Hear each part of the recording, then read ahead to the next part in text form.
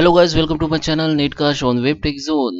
How you can change time on Windows 7? How to change time on Windows 7? You can change time, date. You can change. You can update time as a internet update, so you don't need to change time every time. So I will show you in my Windows 7. You can see this is my Windows 7. I will show you. There is a two way you can change date and time.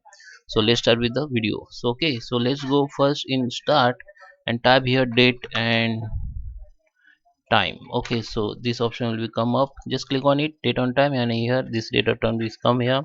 Now go to the internet time and just click on change setting, and here you can see you have to tick it and just click on update. So your time will be update with internet time. So this time is a very perfect.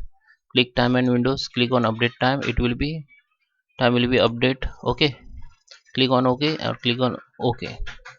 So if you want change manually time, just click on change time here, date on time, click on change date and time, and you can change manually from here, but I recommend you don't change manually.